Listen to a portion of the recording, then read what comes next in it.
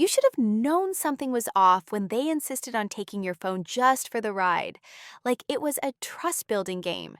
Your mother gave you that overly sweet smile, the one she wore like makeup when she was planning something. Your brother laughed a little too loudly at the joke your father cracked about you finally seeing how the real world works. They handed you a bottle of water, tossed your backpack in the trunk, and said it'd be just a short stop for gas. Nothing more. You remember the way the sun hit the cracked pavement when the car pulled into that remote station.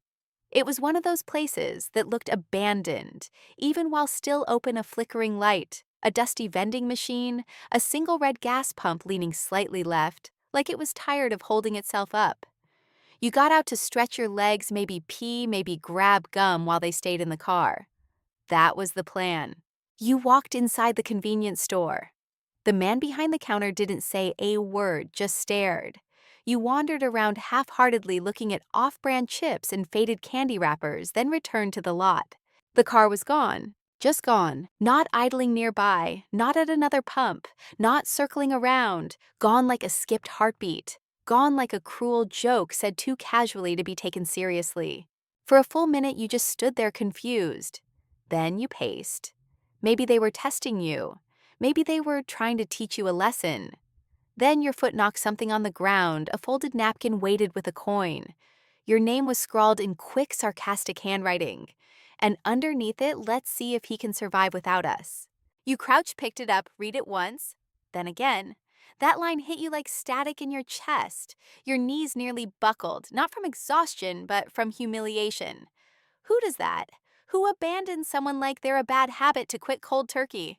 You looked around for cameras, a prank, a social experiment, a hidden YouTube channel waiting to shout gotcha, but there was only the wind and the buzz of an old neon open sign trying its best to stay lit. You went back inside the station. Did you see where that car went? You asked the guy at the counter. He shrugged, didn't notice. You tried to call them, then remembered they had your phone, your wallet too, your ID. You checked your pockets and found only a crumpled receipt from the gas station, like proof of a crime you hadn't agreed to commit. You sat down on the curb as the sun began to dip, and you watched the sky shift from honey gold to copper. You remembered a time when your mother held your hand crossing the street. You remembered your dad clapping when you scored your first goal in middle school. You remembered laughter at kitchen tables. And you wondered when those memories had stopped being real and started being the stories you tell yourself to survive the present. As cars pulled in and out, none of them were for you. You stayed there for hours, at first with hope, then with anger, and eventually with a kind of surrender that only comes when your dignity has been so publicly discarded that even shame stops trying to stand up straight. The clerk locked the doors at midnight. You were still on the curb, knees pulled to your chest. You could have begged someone for a phone. You could have borrowed $1 to make a call. But pride is stubborn, especially when it's all you have left. You whispered out loud to no one. Okay, let's see. Because if this was a game, if this was a test, then they hadn't accounted for one thing: you were no longer playing by their rules. You wake up to gravel biting your back and a smear of dry drool on your sleeve. The sun's already up, painting the pavement in relentless heat. Your mouth tastes like rust and bad sleep, and your spine feels like it's been folded into a question mark. You stretch cautiously like someone expecting applause for simply surviving the night. The gas station's still there, still empty, still not your rescue point. You keep looking down the road even though you know. You know they're not turning around. You know this isn't some twisted lesson they're planning to reverse the moment you break. If anything, they're already home, sitting around the kitchen table, maybe laughing. Maybe they've already forgotten you were ever there. You check your pockets again, still empty. No wallet, no ID, no cash, no way home. A lesser version of you, your past self, might have started bargaining. Might have said, just call them, swallow the pride, ask for help, they'll come back. But that version of you is buried beneath the gravel now, face down in last night's silence. Instead, you stand. You brush yourself off. You decide not with fire, not with fury, but with something quieter. No one is coming back. And that realization isn't a scream, it's not even a sob. It's the stillness between breaths. It's the ache that comes when you finally stop hoping someone else will choose you. You walk, nowhere in particular, just forward. You pass closed stores with their metal shutters pulled down like eyelids refusing to wake. A diner sign blinks lazily in the distance, half lit. It might be open. It might have people.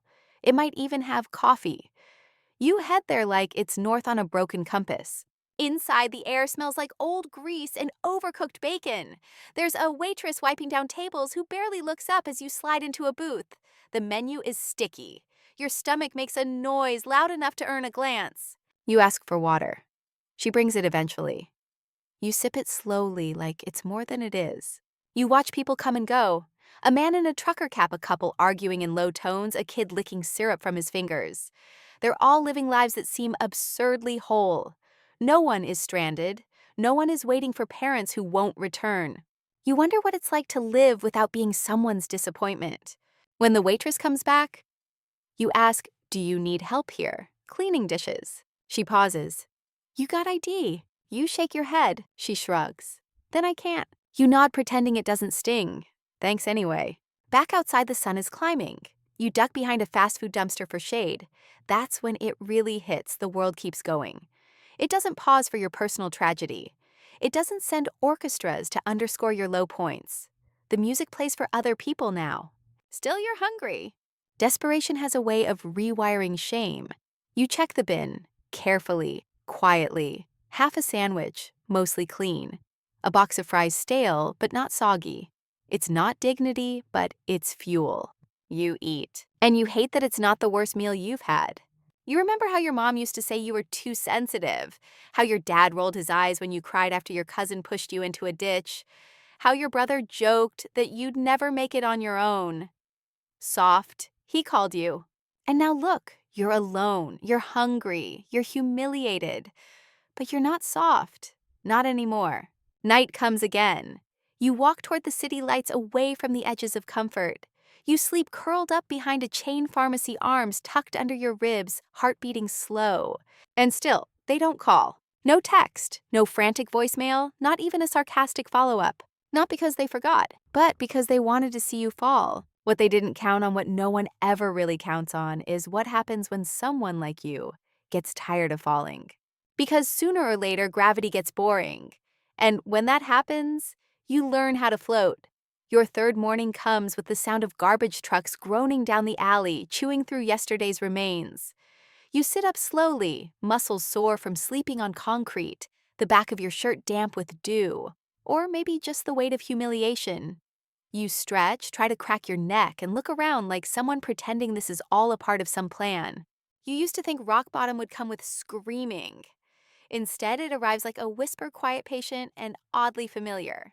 You wander toward a strip of shuttered storefronts, a dry cleaner, a vape shop, a convenience store with bars on the windows, and a faded help wanted sign hanging lopsided in the glass. You push the door. It's locked. Of course it is. The growl in your stomach isn't dramatic anymore. It's just there like a roommate you never wanted. You think about food in slow, weird ways. What it smells like, how it feels between your teeth, the weight of a hot meal in your hands. You start walking toward a place that might have leftovers. The bakery trash bin is cleaner than the fast food one. That's your new metric. The pastries are dry, but not moldy. You find half a muffin in a paper bag still warm enough to imagine it had a name. You eat without chewing much, without caring. There's no shame left to protect. You tell yourself, just one more night, then figure it out. But you've already figured it out, haven't you? They left you, and no one is coming. You pass a man hosing down a sidewalk. He glances at you, then back at the concrete like you're part of the dirt he's trying to scrub off. You want to tell him you're not trash, that this isn't who you are. But then again, who are you? The question sits heavy in your chest. You find a shaded spot behind a laundromat and try to rest. Hours pass like years. Your stomach snarls again. That's when it happens. A kid maybe 10 years old walks out of the side of a fast casual place with a brown bag in hand. He sees you. You see him. There's a pause, the kind that would mean everything in a movie. But this isn't a movie. He tosses the bag in your direction, not at you, not with malice, just toward you, a peace offering, or pity. You hesitate, then open it. 2 nuggets, cold fries, half a soda. You nod to no one, chew slowly, and try not to feel anything. You used to think surviving meant having goals, careers, degrees, houses. Now it means getting through the next hour without breaking. It means making peace with small humiliations. It means being invisible without dissolving. That night, you don't sleep. You sit upright back against a brick wall, arms crossed, watching shadows crawl across parking lots like slow-moving secrets. You think about the word survive, how it sounds like a battle cry, but feels more like standing still while everything around you burns. You remember your dad saying, "You think the world owes you something just because you feel things too much?" And how your brother nodded like that was wisdom. Well, you're here now. No feelings, no favors, just you dirt-streaked and hungry, not asking for anything anymore. And strangely, that feels like power. The first thing you smell is cinnamon, sharp, warm, and strange in a street that otherwise stinks of oil and neglect. You follow it drawn like some cliché cartoon character floating after a scent until you find her. She's wheeling a tiny metal cart across the sidewalk early enough that the world still yawns. A fold-out table, a thermos, and a tin tray of pastries. Her apron stained, her hair tied up, and her eyes, when she glances at you, don't flinch. You hesitate near a lamppost, debating whether to beg or walk away. She catches you before you decide. You look like you need coffee. It's not pity, not charity, just a statement simple and clean. You nod once, then lower your eyes. She pours from her thermos into a paper cup and slides it across the table. No questions, no sermon, just coffee. You sip it, and it's the best thing you've had in days, maybe ever. Not because of the flavor, because of what it isn't judgment. She slides you a muffin. Yesterday, she says. Still good. You don't cry immediately. Not when you take it. Not when you say thank you barely above a whisper. You walk away, sit on the edge of a planter, and stare at the ground as the muffin flakes onto your lap. Then it happens quite sudden. Tears. Not loud ones. Not dramatic sobs. Just that awful tight-chested release that starts in your throat and ends somewhere behind your ribs. You try to hide it, but your shoulders betray you. You let your head fall forward and press your palms against your eyes. It's not even about hunger anymore. It's about being seen. For the first time in what feels like a year, someone saw you, and they didn't recoil. The muffin is soft, sweet. You eat slowly, each bite a reminder that you're still here.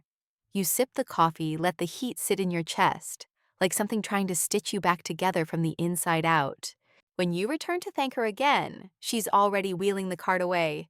No tip jar, no name, just a human who did a kind thing and didn't expect a parade. You don't chase her, you don't need to. Instead, you walk toward the public park where a fountain trickles near an empty bench. You sit watching pigeons peck at crumbs near your feet. There's a woman teaching her toddler how to throw a ball. A man reading a book with one foot tapping a rhythm against the dirt. The world is still full of people. And for the first time since you were left behind, you don't feel entirely erased. A soft breeze moves through the trees. You lean back on the bench, coffee still warm in your hand. Something strange stirs in your chest. Not quite hope, not quite peace. Just the idea that maybe you won't vanish. You remember something you used to say when your mom would ignore you at dinner, when your brother would talk over you. Someday, I'll be someone they regret forgetting. You hadn't thought about that version of yourself in a long time. But now, sitting here with coffee and crumbs and your chest aching in quiet waves, you can feel him returning. The part of you that doesn't want revenge, just to be free. The part that knows you're not trash, not a test, not a punchline. You're someone. And maybe, just maybe, you'll prove it by living. You find the library by accident, following the scent of air conditioning and the memory of safety. It's just across from a bus terminal tucked between a bail bonds office and a half-boarded deli. The doors glide open and the hush that greets you is almost holy. The cool air hits your skin like a blessing. No one looks up. No one asks questions. You walk through the aisles with the strange sensation that you're invisible in the best way. You make your way to the computer lab. A dozen monitors glow quietly in a dim room. There's a sign, 30-minute limit unless no wait list, and a woman behind the desk nods toward an empty terminal. You sit. Your fingers hover above the keyboard. For a moment you forget what to do. Then muscle memory kicks in. Email. Password recovery. You cobble together access to your old account using recovery questions you barely remember setting. There's a message in your inbox from your father. One sentence. Hope you figured things out. No punctuation, no warmth. Just that brutal blend of smugness and expectation that defined your childhood. You don't reply. Instead, you open a blank document. You start writing your resume. You list the job at the grocery store you had during high school, the summer camp assistant gig you did for credit. Even that online internship no one took seriously. You lie a little pad. The timeline, sharpen the words. Inventory. Assistant sounds better than bag boy. You don't care. You upload it to every job site you can remember. Available immediately, you write. Willing to learn. Quick to adapt. And for the first time in days, your spine straightens. Because you remember who you were before they decided to erase you. You remember that you were good at things. That your college essay made your English teacher cry. That you once fixed the family printer when no one else could. That you used to be the one they called when the computer froze, when the password was lost, when they needed help. They needed you once. They might again. But by then it'll be too late. You check Craigslist next. There's a post dishwasher wanted. No experience needed. Must show up. You write the number down. You print your resume and fold it into your pocket. You find a secluded corner behind the nonfiction section and sit on the carpeted floor, knees drawn up. You're not crying this time. You're resting, preparing. There's something radical about rebuilding in silence. Something defiant about growing where no one thought you could. You realize you're not waiting for them anymore. You're not begging for them to come back and fix it. You are the fix. You are the answer. Later, you borrow a book on resume writing, another on confidence. You slip them back on the shelf before you leave, not because you don't need them, but because you're starting to believe you already have what you need. The sun is starting to set, your feet ache, your stomach is quiet. You walk back toward the terminal and find a bench. You sit, you stare up at the sky, and for once you don't wonder if they're looking for you, because you already know the truth. You're done waiting. The diner looks like it hasn't seen a renovation since the 70s. The sign outside says Harlan's Grill in chipped red letters, and a flickering, open 24 hours, blinks half-heartedly in the front window. The kind of place where coffee is a right, not a luxury, and the staff have been working there longer than you've been alive. You push open the door, and the bell gives a weak jingle. A waitress behind the counter raises an eyebrow. Her hair is tied up, her apron stained with what you hope is ketchup. She doesn't smile. But she doesn't ask questions either. Coffee, she offers. You shake your head. Looking for work. She stares at you for a beat too long. Harlan's in the back. Ask him yourself. You nod and push through the swinging door into the kitchen. The heat hits first, then the smell. Grease, soap, onions, bleach. A man in a sweat-darkened t-shirt is scraping a flat top with a metal spatula like it owes him money. He looks up. No smile. Just measuring. You the Craigslist kid, he says, voice rough like gravel soaked in coffee. You nod. You got ID. You hesitate. No, sir. He grunts. You run from something? Not exactly. Another grunt. He keeps scraping. You steal. No. You high. No. You show up late, I fire you? Okay. He eyes you, then jerks his head toward the dish pit. Apron's hanging by the sink. If you still want it, grab it. Shift ends at midnight. You put the apron on like armor. The sink is deep and always full. Plates stacked like bad choices. Pans blackened like regret. Your fingers go raw in the first hour. Your back cramps. Your feet scream. You don't care. You scrub and scrape and rinse and rack. You don't think. And maybe that's the best part. There's no room for self-pity here. Only soap and steam and the rhythm of survival. The line cook Darnell is the first to talk to you. Middle-aged, tired eyes, but kind in that unspoken way. He slides you a broken pancake between orders. Eat, don't die. You nod, eating it over the sink. The hours blur. Midnight comes, then 1, then 2. Harlan peeks through the window. Come back tomorrow, he says. You do. And the next day. And the next. A week passes, then 2. You get paid under the table cash in a small envelope handed off like a secret. It's not much, but it's enough. You start to learn the flow of things. When the rush hits. When the fryer goes down. When Darnell needs an extra hand with the orders. You don't talk much, but they notice you. One night, the waitress, her name's Rita, says, "Didn't think you'd last a day." You shrug. Didn't think I would either. You're quiet. Better than whining. She laughs once dry and short, but it's something. On your walk home, you catch your reflection in a store window. Your shirt's stained, your hands are cracked, your eyes sunken. But for the first time in your life, you don't flinch at your own face. Because you earned that reflection. No one gave it to you. They left you with nothing, and now somehow you have something, not much, but it's yours. The apartment is barely an apartment. It's more of a closet that got upgraded by accident. The walls are a soft, peeling beige. The floor creaks like it's whispering secrets with every step. The radiator coughs more than it heats. But there's a door that locks, and a roof that holds, and silence that finally belongs to you. Your first night there, you lie on a mattress so thin it feels like punishment. You curl beneath a blanket from the thrift store, gray, itchy, but real. Outside, a siren wails and fades into the distance. You smile. Because you're not sleeping behind a building anymore. There are no curtains yet, so moonlight spills in uninvited. You watch it crawl across the wall like a slow-moving ghost, and for a second, you wonder if this is what they imagined when they left you. You alone shivering, failing, giving up. But you didn't. You pay rent in cash, on time. The landlord grunts his approval every week, like praise is a finite resource. Your neighbors are loud and nosy, but they let you borrow tools, offer leftover rice, and teach you which outlets spark when touched. You start taping your pay stubs to the inside of your cabinet like a secret trophy case. Each one proof that you didn't disappear. One night, you sit on the floor with a microwave burrito and your resume still folded in your back pocket. You unfold it, you read it, you smile. Not because it's perfect, but because it doesn't say failure anywhere on the page. You remember your brother once saying, "You wouldn't last a week without us." Well, it's been 2 months, and not only have you lasted, you've lived. You clean the place slowly, scrub the corners, patch the window screen, stack the few books you have into a pretend shelf. There's still no internet, no microwave, but there's soap in the bathroom and a toothbrush in a cup, and your name on the lease even if it's in pencil.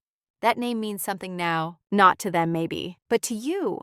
You sleep with the window cracked, the city noise drifting in like lullabies for the newly self-reliant. It's not quiet, but it's yours. You wake early, shower cold, walk to the diner with your headphones in and your head up. You even start talking more. Rita teases you about your blank stares. Darnell shows you how to flip a patty with flair. Harlan trusts you with the register when no one else is watching. The tips are small, the hours are long, but the pride, it's massive. And private, and untouchable. Sometimes you wonder if they've forgotten you. Your family, the ones who left you roadside like expired milk. You wonder if they expected you to crawl back crying, apologizing for sins you never committed. But you never crawled. You never called. You rose, in silence, like steam, like sunrise, like someone they don't know anymore. And you like it that way. The message comes on a Tuesday. Not a dramatic day, not a holiday, just a Tuesday slow gray and full of dishes that won't wash themselves. You check the old email you used for job boards, mostly out of habit now. Mixed in with spam and subscription offers is a name you haven't seen in weeks. Subject, "Hey, just checking in." It's from your mother. You don't open it right away. Instead, you stare at the subject line like it might explode, like it might rewrite history. But it doesn't. It just sits there, 5 words pretending not to notice what they did. You close the tab. You scrub harder at the grill tray in your hands until your knuckles sting. You don't tell anyone, not Rita, not Darnell. They've come to respect your silence, and you like it that way. You go through the day like nothing's different, but your thoughts spin like a top that won't fall over.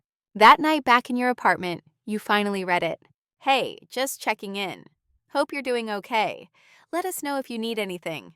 You laugh, out loud, a short breathy thing. Let us know if you need anything. Like you hadn't needed them 2 months ago. Like they hadn't watched you walk into a gas station and driven off before your feet even hit the tile. There's no apology, no explanation. Just that vague, rehearsed concern, the kind that people send when they want to feel like they've done enough to clear their conscience. You don't reply. A few days later, your brother texts. "Saw you haven't been online. Where you been hiding?" The gall of that, hiding, as if you were playing a game, as if you were the one who left. You delete the message without opening it, but the texts keep coming. From your dad. We should talk. Enough time has passed. From your aunt. I don't know what happened, but it's time to come home. You almost reply to that one. You start typing, I am home, but then delete it. There's no point. They don't get it. They never did. And if you open the door even a crack, they'll flood back in like nothing happened. Like abandonment is a joke you all agreed on. You go to work, you come home. You fold your clothes in a small stack beside your mattress. You do not answer. Each unread message becomes a quiet act of rebellion. Each silence a little flag planted in the soil of your own life. You thought closure would feel like confrontation. You thought revenge would need fireworks. Instead, it feels like not replying, like choosing quiet, like not needing them anymore. And that might be the cruelest thing of all, how little you miss them now. You start to dream in color again. Not about the past, but about what's next. You think about saving, about school, maybe moving somewhere new. Not because you're running, but because you can. Because no one owns you anymore. Not their guilt, not their doubts, not even their curiosity. You belong to yourself. And that finally feels like enough. You don't plan the return. It just happens. Maybe it's the quiet confidence that comes from paying rent 3 months in a row. Maybe it's the feeling of your hands toughened by honest work. Or maybe it's the way no one owns your time anymore. You wake one morning and think, what if I drove back not as a ghost, but as proof? So you borrow Harlan's old Toyota. I just need it for the day, you say. And he eyes you like he's weighing the odds. Then he tosses you the keys. Don't wreck it. The brakes are touchy. It takes 2 hours and one wrong turn to get back to the place you once called home. The houses still look smug. The street still has that faint smell of lawn chemicals and unearned pride. You park 2 blocks down so they won't see you coming. You walk up the familiar driveway. The same cracks in the cement. The same wind chime by the porch still making that tinny little sound you used to hate. You ring the bell. Your mom answers and freezes. Her eyes flick down to your shoes, your clothes, your face. She's looking for signs of collapse, of desperation, of the failure they expected. But you don't give her any. You stand tall. You smile just enough to keep things civil. Hi, you say. She opens her mouth, then closes it. You hear your brother's voice in the background, your dad's laugh, the clinking of cutlery, a family dinner. Of course. Are you okay? She asks. I am. She hesitates. Why are you here? You don't answer immediately. You just step inside like it's any other Thursday. You walk past the photos on the wall, most of which don't include you, and into the dining room. Your father stares fork in midair. Your brother's face stretches into something between confusion and fear. No one moves. You take the seat at the end of the table, the one they never let you sit in before. The head. I just came to see it, you say. The house, the people. Your father clears his throat. We didn't know if you were coming back. I wasn't planning to, you say, but I figured you might want to see what someone who was left behind looks like when they don't break. It's quiet, the kind of silence that hums in your bones. Your brother laughs awkwardly. Well, looks like you survived. You nod, looks like I did. He opens his mouth again, probably to make a joke, something clever, something to save face. You cut him off. But don't confuse survival with forgiveness. Your mother shifts in her chair. Your father sets his fork down carefully like it might explode. You let the moment hang. I'm not here for an apology, you say. And I'm not here to give one. I just wanted you to know I'm okay. I made something out of what you threw away. And I don't need anything from you. They blink. You stand. I thought you should see that. Just once. You leave the house without another word. Outside, the sky is soft with evening. You walk back to the borrowed car. You don't look back. Because they don't get to have a final scene. They don't get to close the loop. You do. And it doesn't involve them. The restaurant is dimly lit, over-decorated, and trying too hard to feel expensive. You recognize the style. It's where your family goes when they want to feel superior for a night. Crisp white napkins folded into Swan's menus with no dollar signs, a wine list longer than the Bible. You're not here as a guest. You're here because your brother's fiancé invited you out of some fragile sense of obligation. You said yes, not out of forgiveness, but out of curiosity. You want to see how they look at you now after everything. You arrive alone, no +1, no explanations. Your dad spots you first. He gives a small wave, hesitant, like he's still not sure if he's supposed to be proud or embarrassed. Your mother smiles tightly. Your brother grins too wide. All of it feels like theater. You sit. Glad you could make it, your brother says, reaching for the breadbasket like nothing ever happened. You nod. Thought I'd see how the old cast was doing. No one laughs. Your mother fidgets with her necklace. You look healthy. You glance down at your calloused hands. Work will do that. Where are you working now, your dad asks already, half distracted by the wine pouring. You think about lying, inventing some corporate-sounding title just to shake them. But instead you say, I wash dishes. Nights? Been there a few months. They blink. And for a moment you can see it, the calculation happening behind their eyes.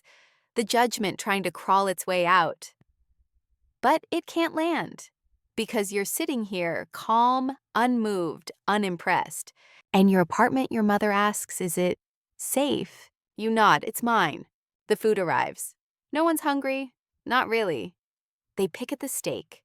You butter a roll and eat slowly like you've got nowhere else to be. There's a silence long and uncomfortable before your brother breaks it. So, what's next for you? It's not curiosity, it's a test. The old kind, the one that expects you to still measure your worth by their scoreboard. You set your fork down. I don't know. But whatever it is, it won't involve asking any of you for permission. The table stills. You reach into your pocket and pull out the envelope. The one with your first 3 pay stubs. You lay it gently on the table, then slide it toward the center. No strings, no dramatic speech, just this. So the next time you say I couldn't make it without you, you'll know how wrong you were. Your mother stares at it like it might bite her. You push your chair back. You all thought leaving me behind would break me. And it almost did, but it didn't. It remade me.